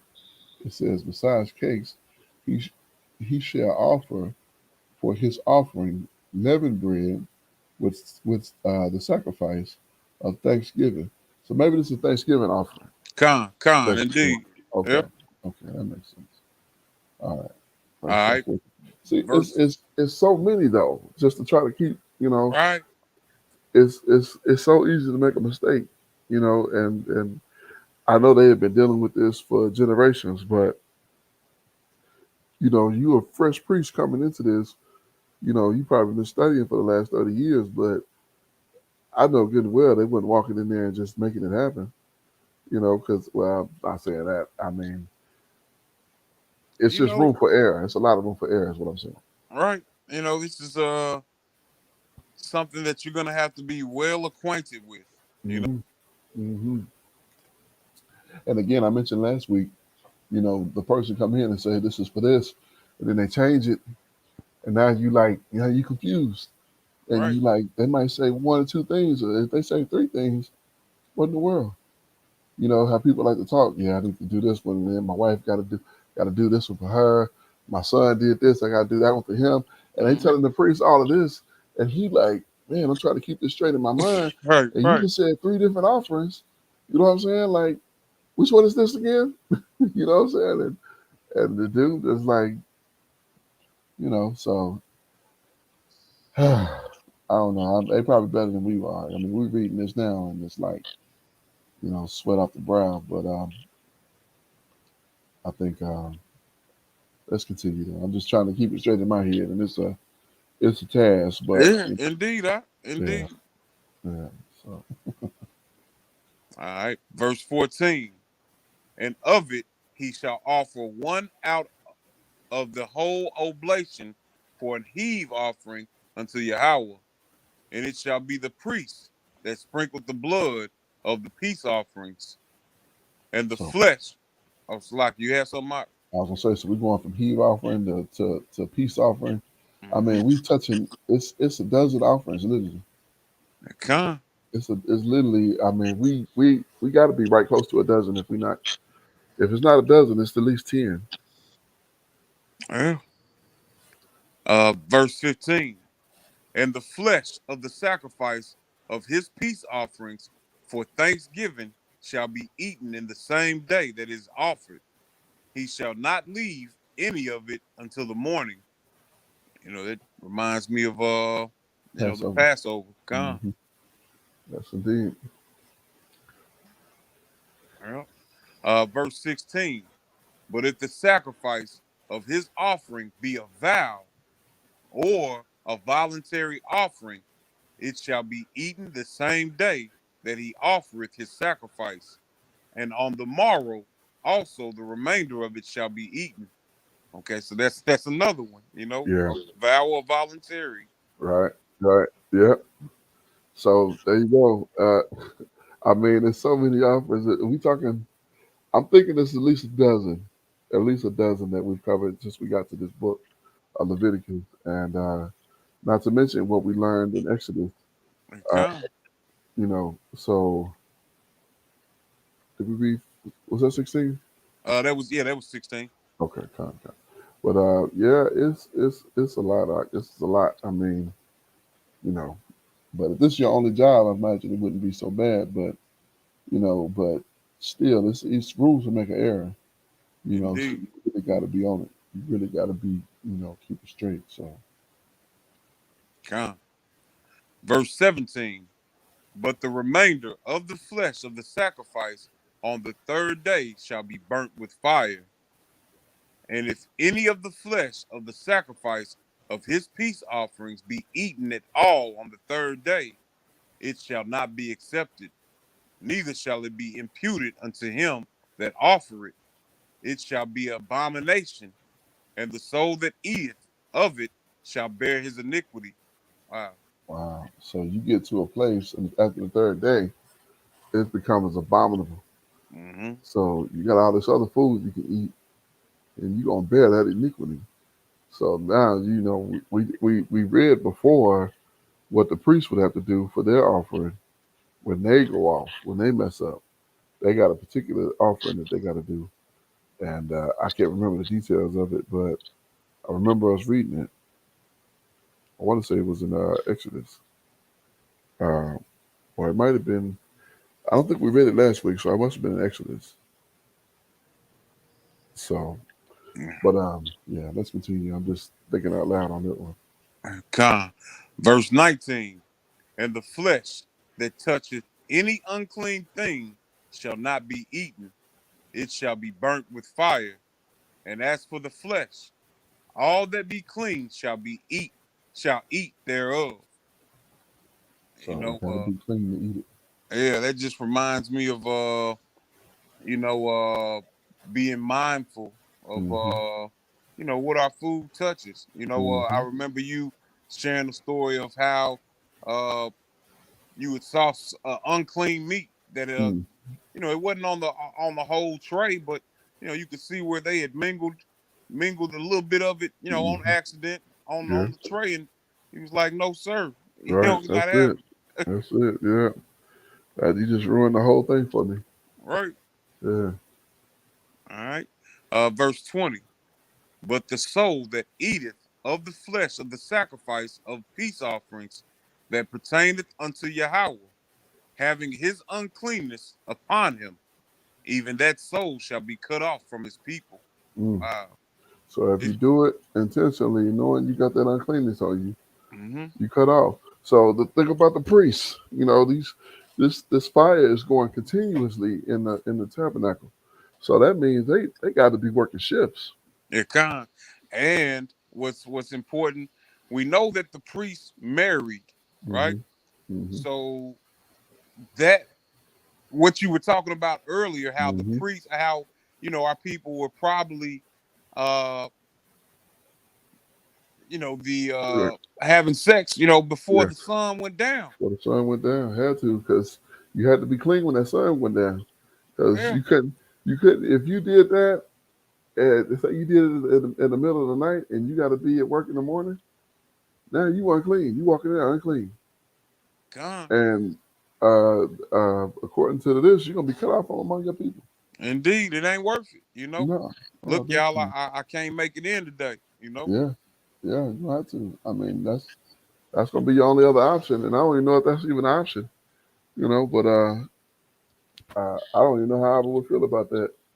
You call in on me? What if I Right. called in on you? Well, Like, can I call in on you? You call and in. and at some point, it was just five of them. Yeah. It was four sons and Aharon. Hmm.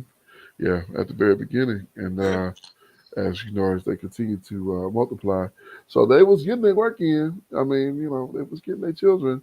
So I don't think it was hindered, but you had to be clean when you came in there, and you had to be extra clean because you had to wash your hands and your feet at Indeed. the door. Indeed. Uh, if I remember right. Yeah, It was the hands, the feet, the inwards. Did they have to wash their face too? it can. Yeah, yeah. So you had to be clean to come in there. Then you had to re-clean before you put on the garment. So any dirt, any dust you kicked up on the way there, that had to go. Mm-hmm. All right, verse 21.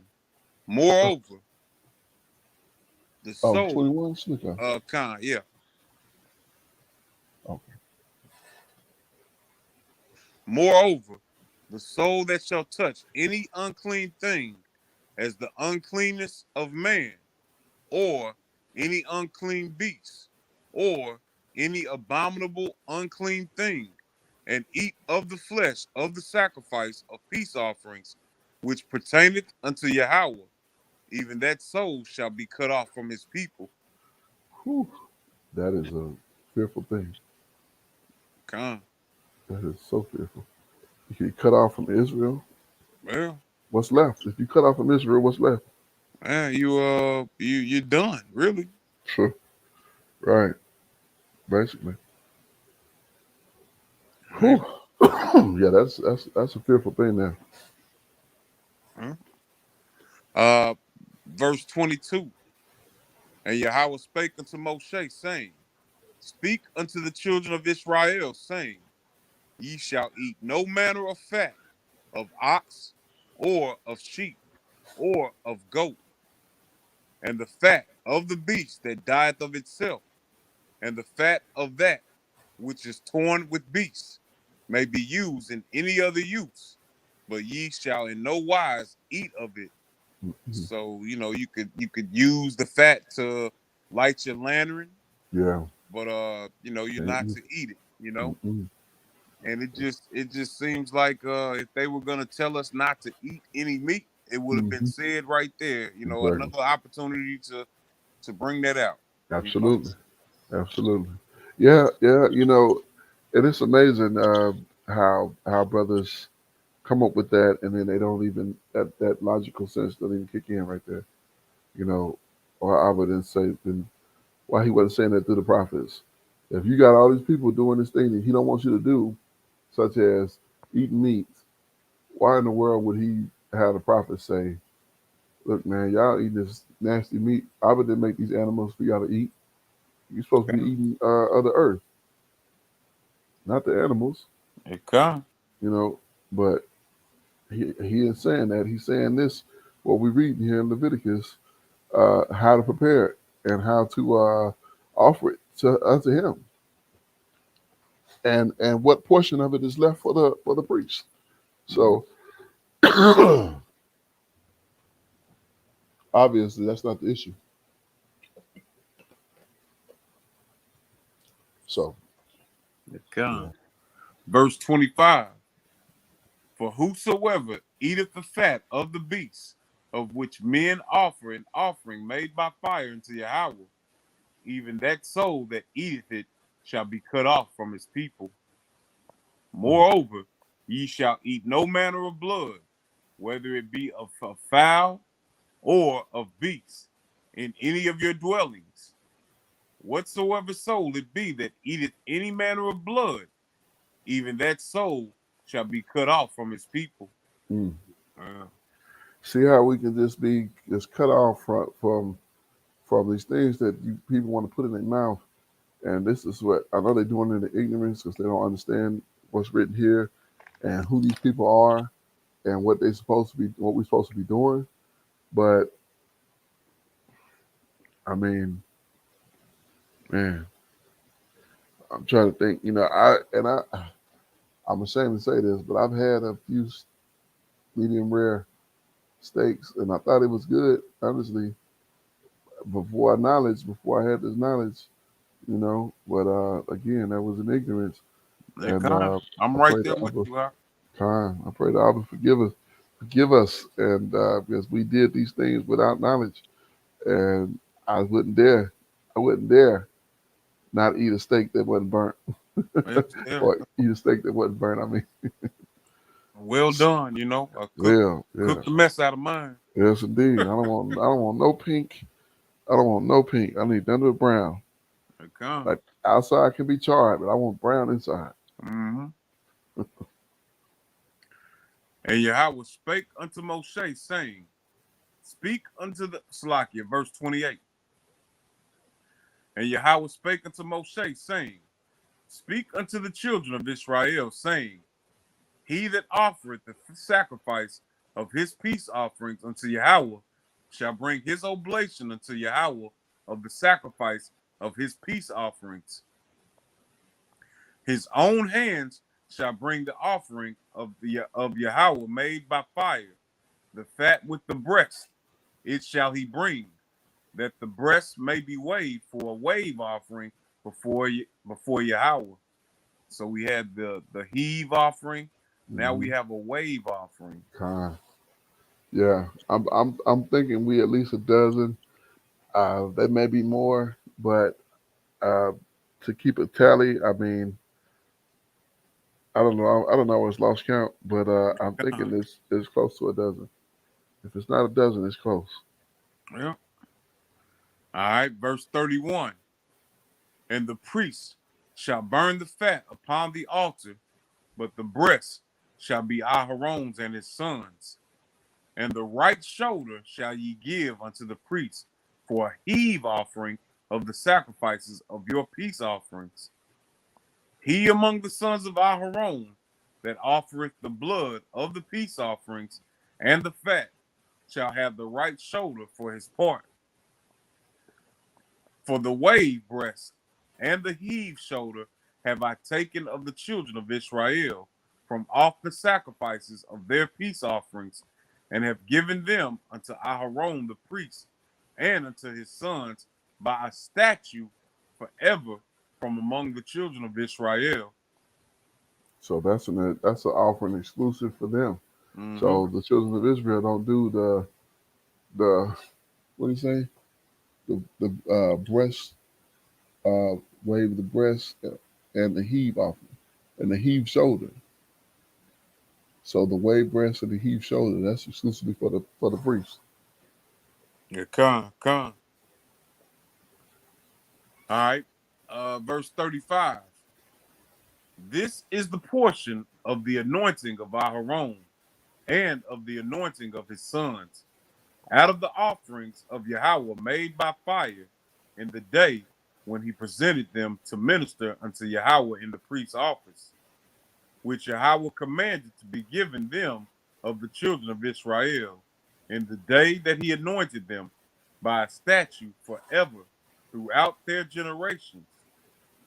This is the law of the burnt offering, of the meat offering, and of the sin offering, and of the trespass offering, and of the consecrations, and of the sacrifice of the peace offerings, which Yahweh commanded Moshe in Mount Sinai in the day that he commanded the children of Israel to offer their oblations unto Yahweh in the wilderness of Sinai.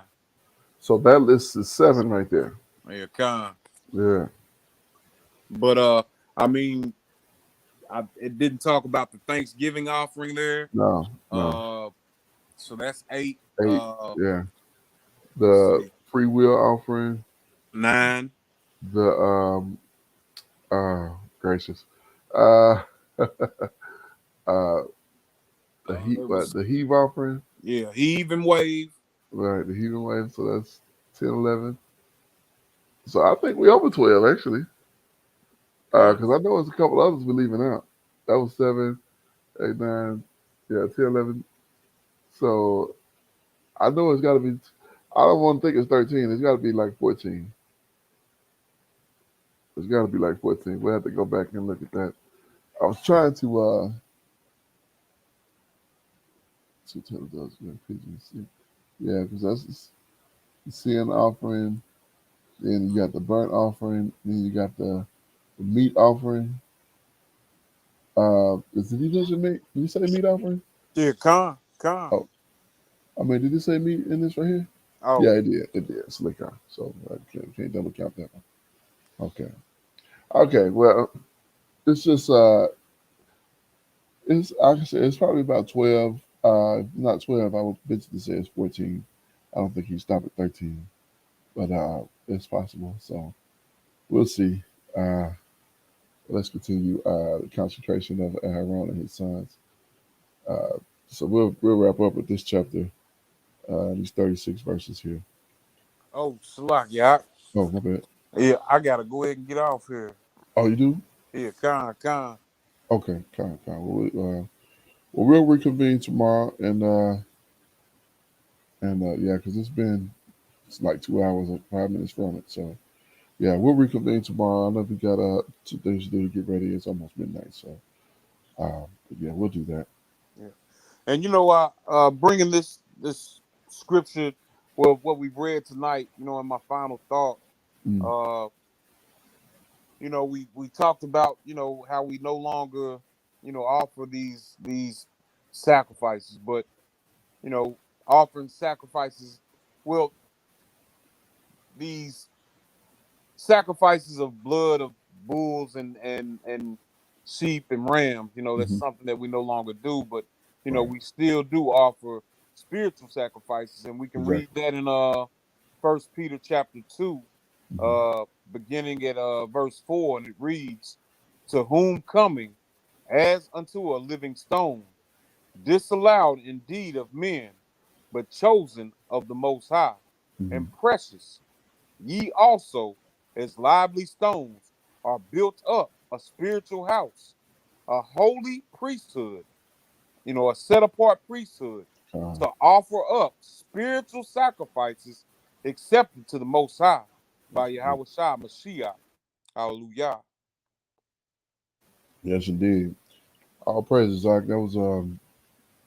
That was a good tie-in there, and all praises again for the Most High for being able to get through these chapters. We got to pull out a lot of meat in here Hmm. and found a lot of information. Some that had not been really uh, brought to the forefront, but some that had been thoughts in the back of my mind, and so we was able to bring out some good information and some edification. So I know I was edified. I pray that you was edified, and anybody who will watch this video, this stream, this playback, whatever, is edified. And I give all praise, honor, and great esteem to the Most High Power for all that He's doing and all that He's working with us through this knowledge and this understanding, through reading these texts and getting deeper into the understanding of it for us. And it is just a barakah, and I'm so thankful. All And praises to the Most yes, High Yah. yes, indeed, yes, indeed, hallelujah. And so we'll reconvene tomorrow, and we'll pick up with chapter number 8, and we're planning to do about 4 chapters tomorrow, Abba willing. And we also plan to get to the streets for this weekend of what's this, Juneteenth. Yeah, Khan. God. So hopefully we'll get out and meet some people and hand out some flyers. Appreciate my aunt getting the flyers straightened out for us, and we'll go out here and try to share the word with the people, and hopefully some souls are enlightened, and the Most High give the increase, and people to continue to be edified. So all praises to the Most High once again, and we'll sign out here. And I say, you know, again, all praise, honor, and great esteem to the Most High Power of Yahuwah, Bahashem, Yahushua, HaMashiach, and to the 12 tribes of Israel who are scattered to the four quarters of the earth. I say Shalom, Wabarukim, that is peace and blessings. And I cannot wait to the day that the Most High brings us back together and we are once again 12 tribes, one family, one nation under the Most High Power, under one covenant. Until that day, Shalom, family. Hey, shalom, shalom, Yasharah. Hallelujah.